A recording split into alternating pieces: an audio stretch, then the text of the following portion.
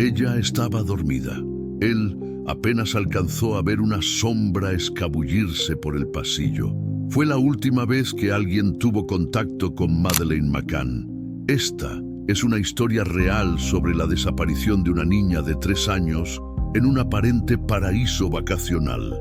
17 años después, las autoridades creen estar más cerca de resolverlo. Pero la pregunta sigue siendo la misma. ¿Qué ocurrió realmente esa noche? Madeleine Beth McCann tenía 3 años cuando desapareció sin dejar rastro en Praia da Luz, un pequeño pueblo turístico al sur de Portugal. Era el 3 de mayo de 2007. Sus padres, Kate y Jerry McCann, habían salido a cenar con amigos a escasos metros del apartamento donde dormían sus 3 hijos. Lo que parecía ser una noche más de vacaciones familiares se transformó en el principio de un misterio que recorrería el mundo entero.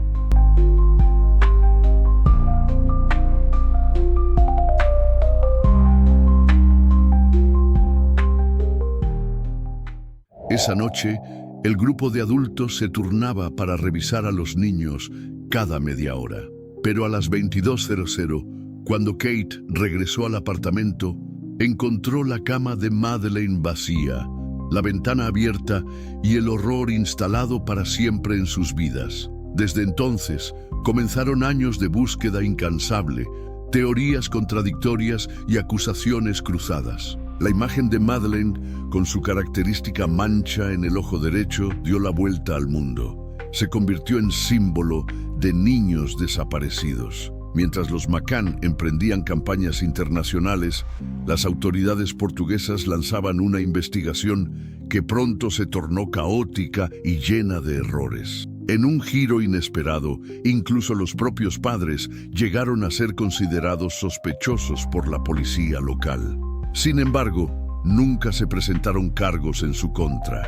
Durante más de una década aparecieron decenas de pistas falsas, supuestos avistamientos, cartas anónimas, psíquicos que afirmaban saber su paradero. Nada de eso condujo a una respuesta clara, hasta que en 2020 un nuevo nombre emergió: Christian Bruckner. Bruckner, un ciudadano alemán con un historial criminal extenso, vivió en el Algarve portugués entre 1995 y 2007. En el momento de la desaparición, residía en una furgoneta a menos de 2 kilómetros del complejo vacacional donde estaban los McCann. Su teléfono móvil fue rastreado en la zona exacta en la misma noche de los hechos, y su pasado lo delataba: condenas por abuso sexual, pornografía infantil y la violación de una mujer mayor en Praia da Luz. Las autoridades alemanas lo señalaron como el principal sospechoso en 2020.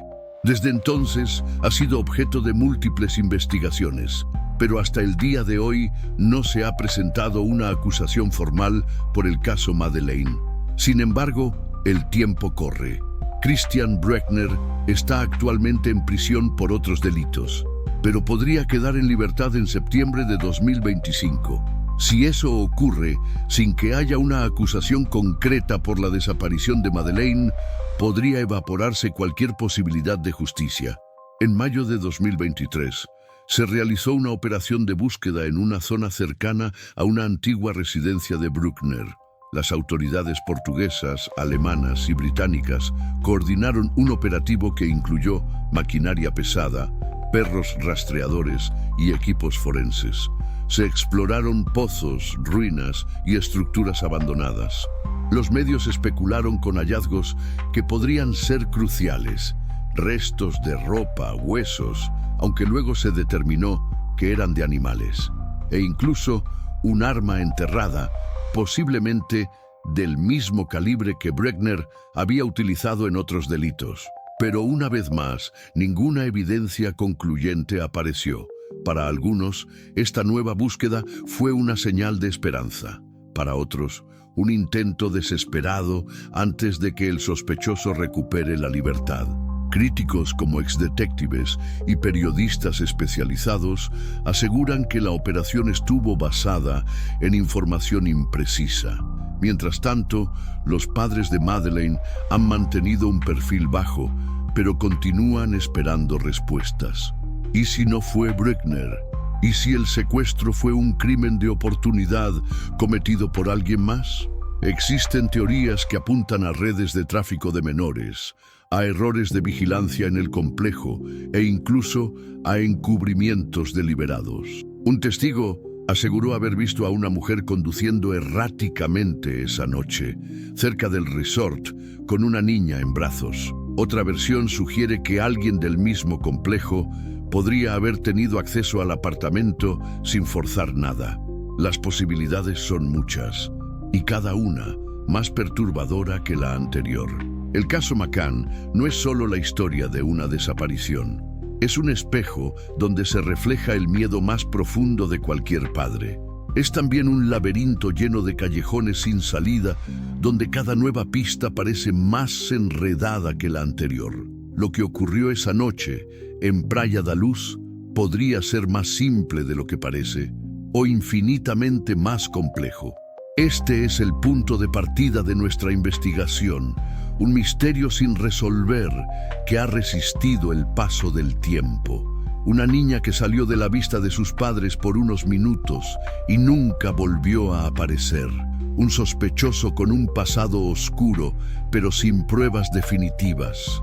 Y una carrera contrarreloj para descubrir la verdad antes de que el reloj marque el final. Te invito a quedarte hasta el final, porque lo que está por venir no solo cambiará lo que crees saber sobre el caso, sino que quizás te haga preguntarte, ¿realmente estamos preparados para conocer la verdad? La noche del 3 de mayo de 2007 comenzó como cualquier otra en Praia da Luz. El complejo turístico Ocean Club estaba lleno de familias británicas que buscaban unos días de descanso bajo el sol portugués. Kate y Jerry McCann, junto a sus 3 hijos y un grupo de amigos, habían organizado sus vacaciones allí. Todos se alojaban en departamentos contiguos y cada noche, después de acostar a los niños, los adultos se reunían en el restaurante Tapas Bar, ubicado a unos 55 metros del apartamento 5A, donde dormían Madeleine y sus hermanos mellizos. La rutina de la cena incluía revisiones periódicas a los niños. Cada media hora, uno de los adultos se levantaba para verificar que todo estuviera en orden. A las 21:05, Jerry fue el primero en ir. Encontró a los niños dormidos y todo parecía tranquilo. La puerta del dormitorio, sin embargo, estaba más abierta de lo habitual, un detalle que no le dio importancia en ese momento. Regresó a la mesa convencido de que no había motivo de alarma. A las 21:30 fue el turno de Matthew Oldfield, uno de los amigos del grupo. Pasó por el apartamento de los McCann y, sin entrar del todo en la habitación, escuchó el sonido de los niños durmiendo. No encendió la luz. No vio directamente a Madeleine, pero asumió que todo estaba bien. A las 22:00, Kate fue a hacer su revisión. Al entrar al apartamento, notó que la puerta del dormitorio estaba aún más abierta. En cuanto empujó la puerta, una ráfaga de viento la cerró de golpe. Algo no estaba bien. Encendió la luz. La cama de Madeleine estaba vacía. Las cortinas ondeaban por la ventana abierta. El miedo se instaló de inmediato. Kate salió corriendo hacia el restaurante gritando, «¡Han secuestrado a Madeleine!». En cuestión de minutos, los adultos se dividieron para buscar en los alrededores. Empleados del complejo y huéspedes se unieron a la búsqueda improvisada. Las autoridades locales fueron alertadas a las 22:40 y la policía llegó poco después. Pero desde ese instante, cada minuto perdido sería crucial. La escena del crimen nunca fue adecuadamente preservada. Decenas de personas entraron y salieron del apartamento antes de que se acordonara la zona. Las huellas fueron contaminadas. La ventana por la que supuestamente se llevaron a Madeleine no tenía señales claras de entrada forzada. Para algunos, eso indicaba que el secuestrador conocía bien el apartamento o incluso que ya estaba adentro cuando la niña dormía.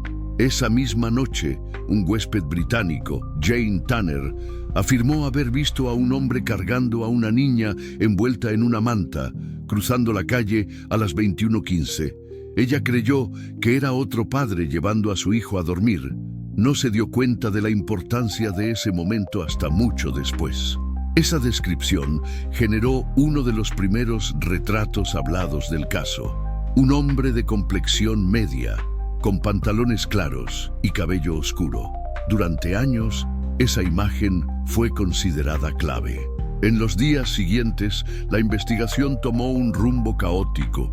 La policía portuguesa, sin experiencia en casos de desapariciones internacionales, tardó en activar los protocolos de búsqueda. Se instalaron bloqueos en carreteras, se revisaron vehículos, se patrullaron playas, pero Madeleine ya no estaba. Las primeras 72 horas fueron críticas y todo indicaba que el tiempo no jugaba a favor de nadie. Una de las primeras decisiones controversiales fue que la policía centró sus sospechas en los propios padres. Kate y Jerry, médicos de profesión, fueron interrogados intensamente. Se les acusó de haber sedado a sus hijos y, por accidente, causado la muerte de Madeleine, ocultando luego su cuerpo. Los medios portugueses comenzaron a filtrarlo. El mundo miraba incrédulo. Para reforzar esta hipótesis, los perros forenses británicos que llegaron meses después señalaron olor a cadáver en el apartamento y en el vehículo alquilado por los McCann. Se tomaron muestras, se enviaron a laboratorios del Reino Unido, pero los resultados fueron inconclusos. No había ADN suficiente ni evidencia contundente, y en 2008 el caso fue archivado. Los padres fueron oficialmente exonerados. Mientras tanto, surgían rumores, testimonios contradictorios y teorías inquietantes.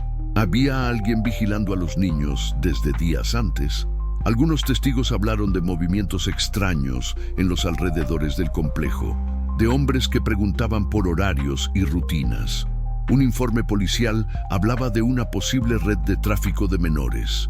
Otros creían que Madeleine fue llevada al extranjero esa misma noche, pero sin rastros físicos, todo era especulación.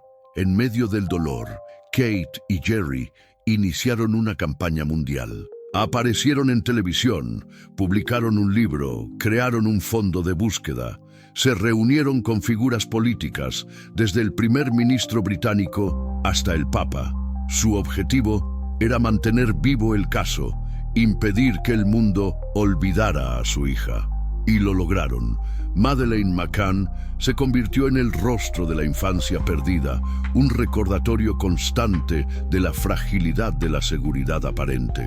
El apartamento 5A, donde todo ocurrió, quedó cerrado al público durante años. Los vecinos hablaban de él como un lugar maldito. Algunos turistas aún pasaban por allí para tomar fotos, como si se tratara de una escena de película. Pero para los McCann, ese lugar era el epicentro de su tragedia. Lo que ocurrió esa noche aún no está claro. Entró alguien por la ventana. ¿Fue un secuestro planificado o una oportunidad al azar? ¿Hubo complicidad interna en el complejo? Las preguntas siguen abiertas. Lo único cierto es que una niña de 3 años desapareció sin dejar rastro, bajo el mismo techo donde dormían sus hermanos, mientras sus padres estaban a unos pasos de distancia. Y desde entonces, nadie ha podido explicar cómo. Ahora que el caso ha sido reactivado, nuevas miradas se dirigen a aquella noche. Porque para entender lo que podría haber ocurrido, hay que desentrañar todos los detalles, todos los silencios. A veces, las respuestas no están en lo que se dijo, sino en lo que nunca se llegó a preguntar. En un caso como el de Madeleine McCann, donde la escena del crimen fue contaminada, no hay testigos confiables y las pruebas físicas son escasas. Las sospechas se multiplican. Durante más de una década, la investigación ha apuntado en distintas direcciones. Algunas hipótesis se derrumbaron rápidamente, otras persisten hasta hoy. Y en el centro de todas hay nombres, rostros y comportamientos que siguen generando preguntas. El primero en la lista fue, irónicamente, uno de los amigos de los McCann, Russell O'Brien formaba parte del llamado Tapas Seven, el grupo de amigos británicos que vacacionaban juntos. Esa noche, según el relato oficial, todos compartían la cena mientras se turnaban para revisar a los niños. Sin embargo, los horarios entre ellos no coincidían del todo. Algunos informes indicaron que hubo inconsistencias en los testimonios, especialmente sobre quién revisó a qué niño y a qué hora. Russell afirmó haber estado fuera de la mesa por casi media hora, justo en el período en que Madeleine desapareció. Alegó que su hija estaba enferma y que ayudaba a su esposa, pero la falta de una verificación independiente y la contradicción en los tiempos levantaron sospechas. A pesar de eso, nunca se encontraron pruebas que lo vincularan directamente con la desaparición. Otro foco fue el propio personal del Ocean Club. Algunos empleados tenían acceso directo a los apartamentos. Uno de ellos, un portero nocturno, fue interrogado debido a comportamientos inusuales en días previos al hecho. Afirmó haber visto a un hombre merodeando por los alrededores, pero cambió su versión en múltiples ocasiones. Se especuló sobre la existencia de un informante interno, alguien que podría haber avisado a un secuestrador sobre las rutinas de los McCann, facilitando así la entrada al apartamento. Ninguno de estos empleados fue formalmente acusado, pero entre todos los nombres hay uno que sobresale por encima del resto: Christian Bruckner. Este ciudadano alemán, actualmente en prisión, es hasta ahora el único sospechoso formalmente investigado por la desaparición de Madeleine. Su historial es tan perturbador como su presencia en el lugar del crimen. Bruckner vivía en el Algarve en una furgoneta Volkswagen blanca, a menos de 2 kilómetros del apartamento 5A. Había sido condenado por múltiples delitos sexuales, incluidos menores. También fue encontrado culpable de la violación de una anciana en la misma zona en 2005. La policía rastreó su teléfono móvil y descubrió que estaba activo en las inmediaciones del complejo turístico la noche del 3 de mayo. A las 19:32 recibió una llamada que duró casi media hora. Luego, su móvil desapareció del radar. Algunos interpretan esto como una posible preparación para cometer el crimen. Bruckner había sido denunciado por abuso en varias ocasiones y en registros posteriores se encontraron imágenes de pornografía infantil y cámaras escondidas en su propiedad. Pero aún con todos estos indicios, no hay una prueba directa que lo vincule con Madeleine. Los restos encontrados cerca de los lugares donde vivió no revelaron ADN, y las prendas de ropa examinadas no contenían rastros que confirmaran la teoría. La policía alemana, sin embargo, ha insistido públicamente en que están seguros de que fue él. Afirman tener información confidencial que lo incrimina, pero aún no han presentado cargos. Entonces, si Bruckner no fue, ¿quién podría haber sido? Una de las teorías más inquietantes apunta a una red internacional de tráfico de menores. En años recientes se han conocido múltiples casos de redes que operan bajo la fachada del turismo, aprovechando complejos vacacionales como cobertura. Algunos testigos afirmaron haber visto a Madeleine con vida en Marruecos semanas después de su desaparición. Las autoridades locales investigaron, pero nunca confirmaron los reportes. Otra teoría plantea la posibilidad de un accidente encubierto. Se ha sugerido que los padres, en un intento de calmar a los niños mientras ellos cenaban, pudieron haberles dado medicamentos para dormir. Esta hipótesis, aunque desmentida por los propios McCann y sin pruebas médicas que la respalden, fue impulsada por medios portugueses y se convirtió en una narrativa paralela durante años. Los perros forenses detectaron olor a cadáver en el apartamento y en el maletero del coche alquilado por los McCann semanas después.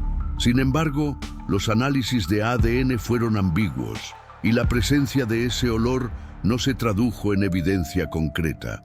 Pese a las sospechas, los padres fueron formalmente descartados como sospechosos por la policía británica. Uno de los elementos más desconcertantes del caso fue el dibujo robotizado publicado por la policía en 2013. Mostraba a un hombre con rasgos genéricos cargando a una niña cerca del lugar del hecho. Lo interesante es que esta imagen coincidía con una denuncia recibida el mismo día de la desaparición por parte de una mujer irlandesa. Ella aseguró haber visto a un hombre cargando a una niña descalza y con pijama, alejándose del complejo. Cuando más tarde vio a Jerry McCann en televisión cargando a su otro hijo, afirmó que el modo en que sostenía al niño era exactamente igual al del hombre que había visto aquella noche. Aún así, esta observación no fue considerada concluyente por los investigadores. Con el tiempo, otras personas se sumaron a la lista de sospechosos: turistas que estaban en la zona, habitantes locales con antecedentes, incluso individuos ya fallecidos. Pero en todos los casos, los rastros llevaban al mismo punto: nada sólido, todo especulativo.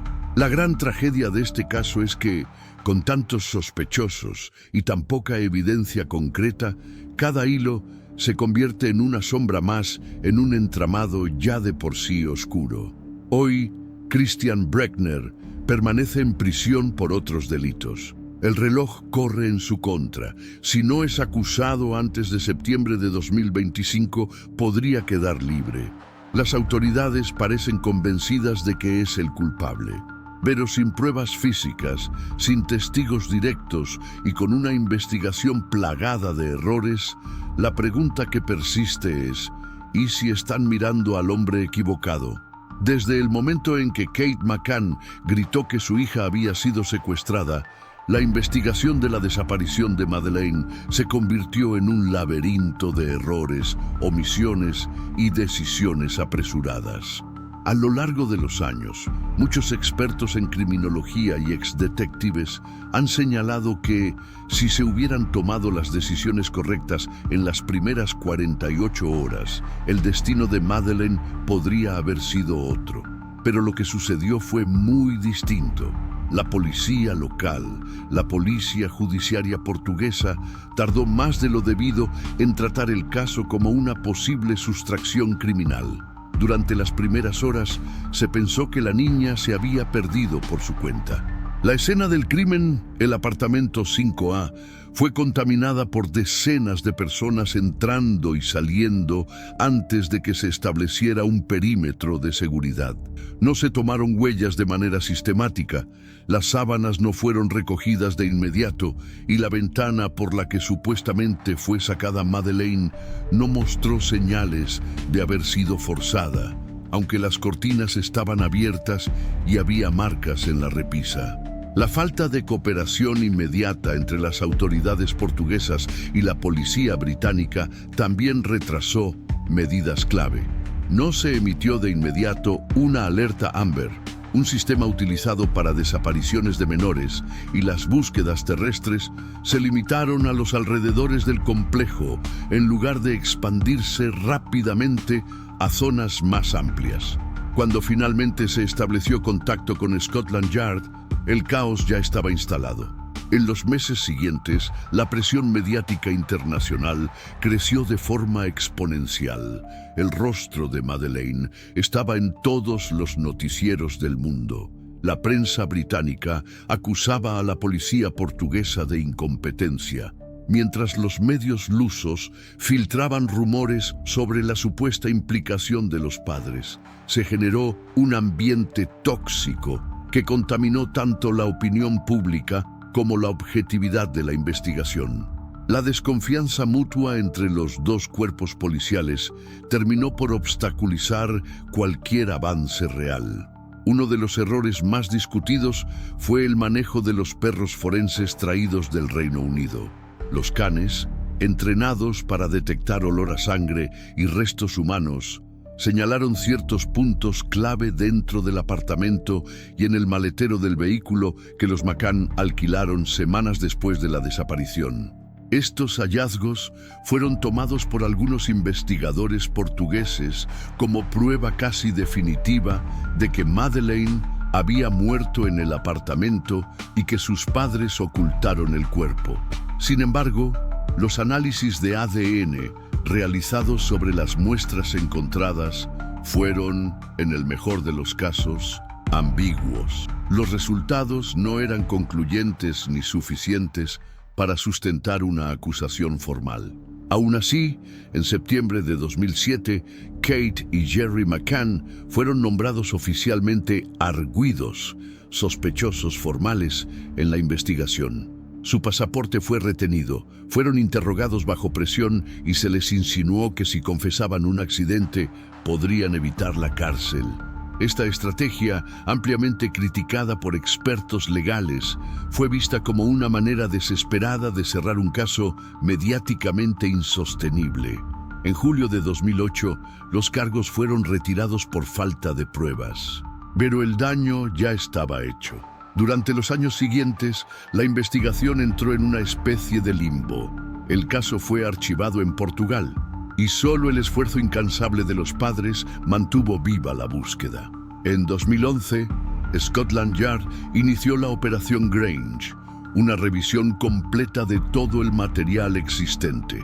A diferencia de la línea portuguesa, los británicos partieron de la premisa de que Madeleine podría estar viva y de que había sido secuestrada por un extraño. Esta diferencia conceptual generó nuevas tensiones, pero también abrió caminos que antes se habían descartado. Uno de los momentos clave fue en 2013, cuando la policía británica reveló que, la misma noche de la desaparición, un grupo de hombres había estado recaudando donaciones para un orfanato ficticio en la zona. Se sospechaba que ese podría haber sido un método para vigilar los apartamentos y elegir un blanco. También surgieron nuevos testigos que afirmaban haber visto a personas actuando de manera extraña en días previos. Pero, como siempre en este caso, nada de eso condujo a una conclusión firme. En 2017, después de años sin avances reales, los fondos de la investigación comenzaron a agotarse. La prensa comenzó a hablar del caso como un rompecabezas imposible.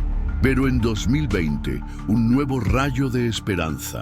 Las autoridades alemanas anunciaron que tenían un nuevo sospechoso, Christian Brueckner, y que existía evidencia concreta de su implicación. A diferencia de ocasiones anteriores, la policía alemana no lo presentaba como una teoría, sino como una afirmación directa.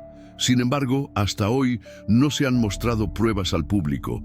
Brueckner fue interrogado, sus antiguas residencias fueron registradas y sus dispositivos electrónicos analizados. Pero los objetos encontrados, entre ellos discos duros con imágenes perturbadoras, armas y restos de ropa, no contenían referencias directas a Madeleine. La policía asegura tener información clave, pero debido a las normas del sistema judicial alemán, no puede revelarla hasta que se formalicen cargos. Mientras tanto, el tiempo corre y Brueckner, si no es procesado, quedará libre en septiembre de 2025. Recientemente, una nueva búsqueda fue organizada en una zona cercana a una presa en el Algarve, donde Brueckner solía acampar. Se utilizaron radares de penetración terrestre, excavadoras, drones y perros. Lo más significativo, un pozo fue drenado completamente. Aunque se encontraron restos de ropa y un arma oxidada, aún no hay confirmación sobre si pertenecen o no a Madeleine. Todo ha sido enviado a Alemania para su análisis. La desesperación por encontrar una pieza final que encaje en este rompecabezas es palpable. Pero también lo es la frustración. ¿Cuántas oportunidades se perdieron? ¿Cuántas veces se desvió el foco en direcciones equivocadas? Para muchos, la investigación del caso McCann es un manual de lo que no debe hacerse, pero para otros es también una muestra de que, incluso en el caos, aún puede haber una luz. Porque mientras no se demuestre lo contrario, existe la posibilidad, aunque mínima, de que Madeleine siga viva. A medida que los años pasaban y la presión pública crecía, el caso de Madeleine McCann dejó de ser solamente una investigación policial para convertirse en un fenómeno global. Miles de personas en todo el mundo seguían cada desarrollo, cada nueva pista, cada supuesto avistamiento.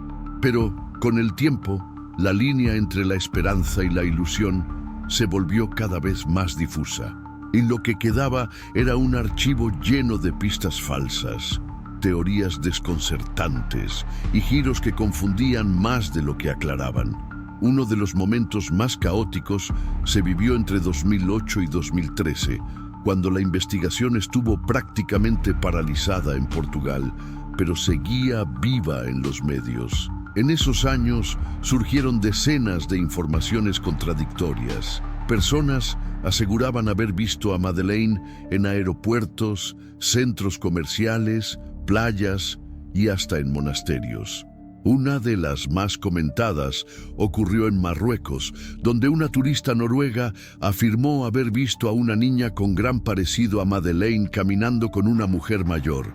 La imagen fue difundida por todo el mundo, pero al investigarse resultó ser una niña local sin ninguna relación con el caso. Otro caso impactante ocurrió en India, donde una pareja británica creyó haber encontrado a Madeleine en una estación de tren.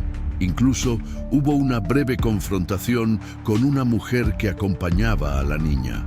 La policía local intervino, se tomaron muestras de ADN y nuevamente se confirmó que no era ella. Una y otra vez, la historia se repetía. Avistamientos, rumores, falsas alarmas, pero tal vez el giro más polémico de todos fue la teoría del accidente doméstico.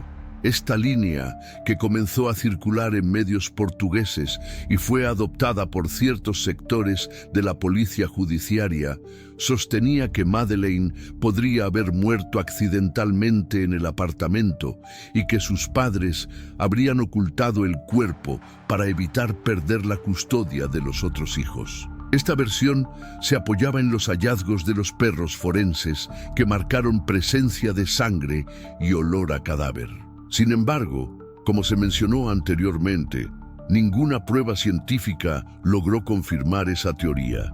La revelación más explosiva de esa hipótesis llegó cuando se filtró que la policía portuguesa había redactado un informe proponiendo que Madeleine podría haber muerto por sedación accidental.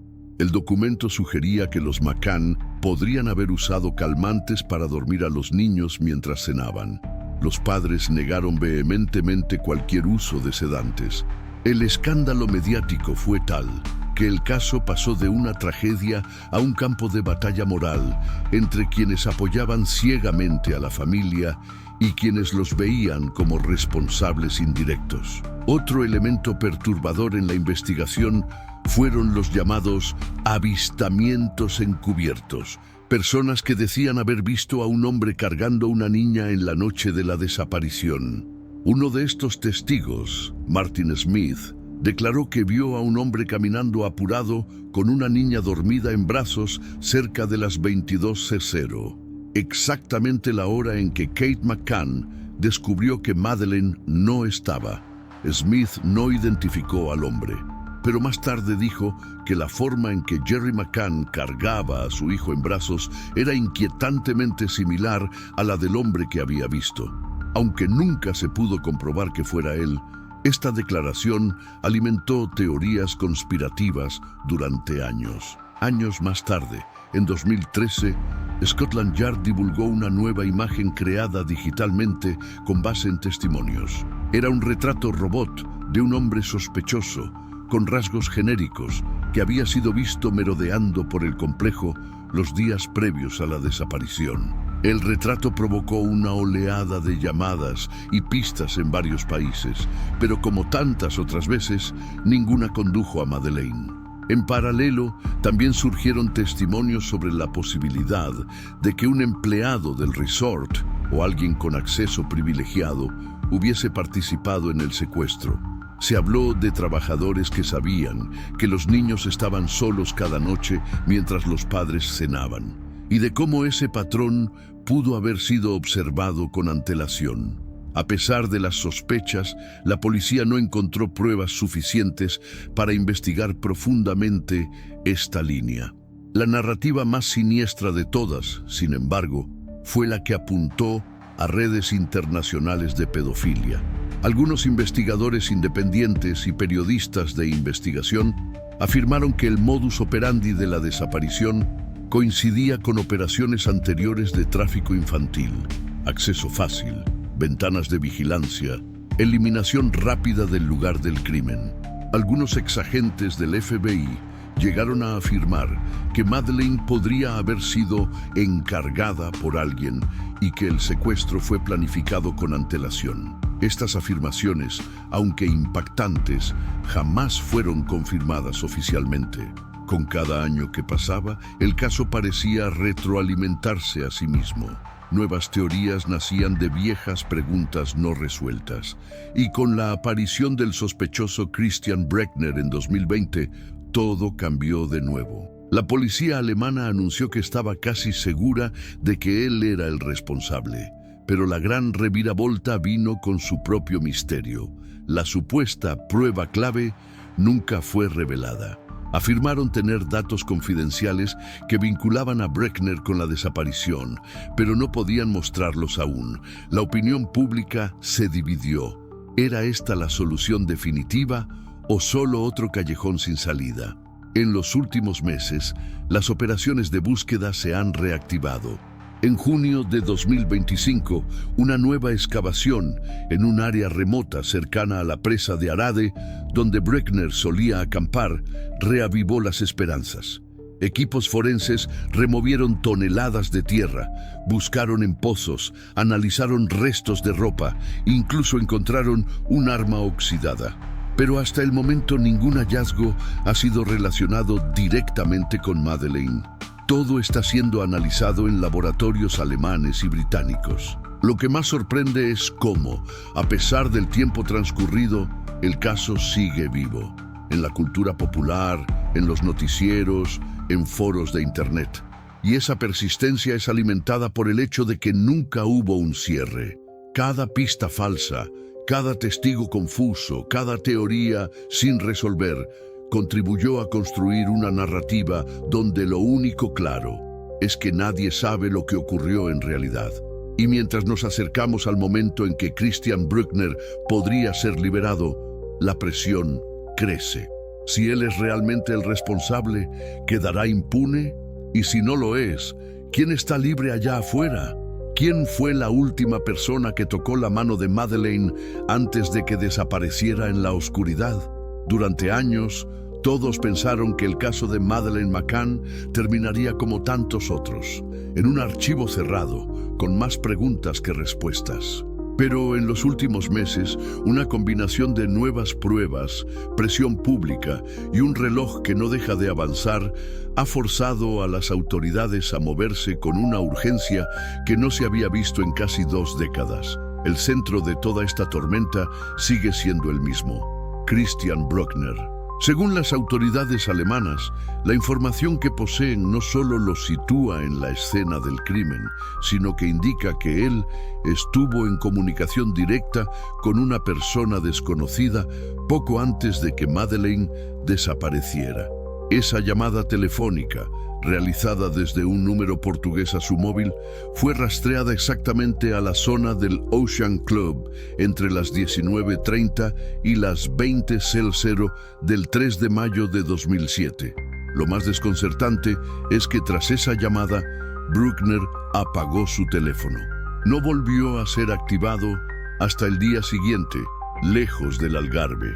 La policía cree que eso no fue una coincidencia. En los registros de su antigua furgoneta, los investigadores encontraron fotografías y videos que muestran a Brechner cometiendo actos de abuso sexual contra menores. También encontraron imágenes de zonas del Algarve que, según expertos, no tenían ningún valor turístico, pero que podían servir como puntos de vigilancia o rutas de escape. Entre esas imágenes había una que mostraba una vista parcial del Ocean Club desde una colina cercana. aún más inquietante. Se encontró una cámara rota con una tarjeta de memoria que había sido aparentemente destruida a propósito. Algunos de los archivos pudieron ser recuperados. Lo que vieron los técnicos forenses aún no ha sido revelado al público. Por otro lado, los fiscales alemanes también han recogido testimonios de personas que conocieron a Brückner en esa época. Una exnovia declaró que él solía hablar de niñas pequeñas de forma perturbadora y que una vez, en estado de ebriedad, dijo haber cometido un crimen que jamás descubrirían. Otro conocido afirmó que Brückner tenía obsesión con Praia da Luz y que se refería a ese lugar como perfecto para desaparecer. Y entonces llegó la revelación más impactante. En una carta escrita desde prisión, Brückner admitió, de forma velada, estar vinculado a la desaparición de Madeleine.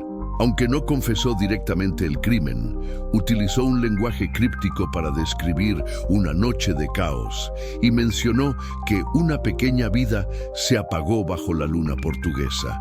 La carta fue interceptada por la policía y forma parte del expediente que Alemania prepara para imputarlo formalmente antes de que termine su condena actual. La Fiscalía ya ha anunciado que tiene suficientes elementos para presentar cargos por asesinato, aunque la fecha aún no ha sido fijada. El objetivo es evitar que Brückner quede libre en septiembre de 2025. Las pruebas, aunque aún no sean definitivas ante un tribunal, componen una narrativa cada vez más clara. Ubicación confirmada, historial criminal, testigos, evidencias circunstanciales y una posible confesión encubierta. Pero aquí es donde la historia toma su giro más perturbador, porque, aunque todo parece apuntar a él, aún no se ha encontrado el cuerpo de Madeleine. No hay ADN. No hay huellas dactilares, no hay grabaciones, no hay confesión directa. Lo que existe es una acumulación de indicios que forman un rompecabezas incompleto. Y si Brückner fuera finalmente acusado y juzgado, siempre quedará la duda. ¿Y si no fue él?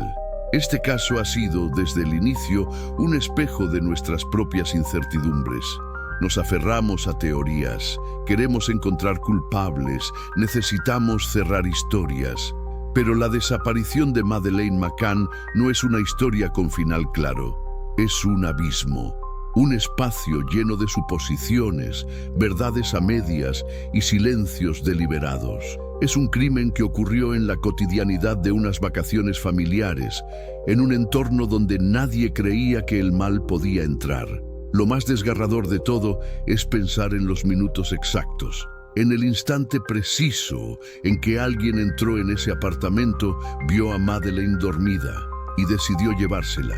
¿Fue un acto planeado? ¿Una oportunidad improvisada? ¿Un error? Nunca lo sabremos con certeza.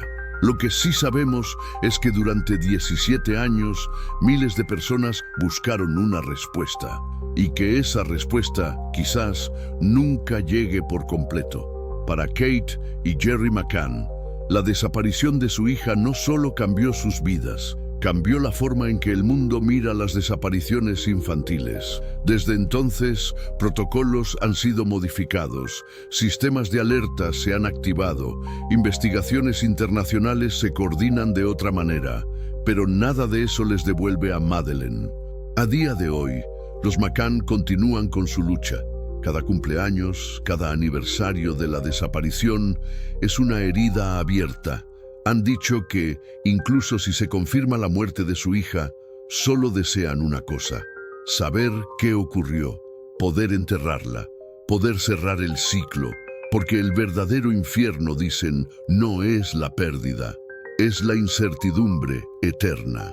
¿Y tú, que has llegado hasta aquí, qué piensas? ¿Crees que Christian Brückner es el culpable o piensas que el verdadero responsable aún camina libre?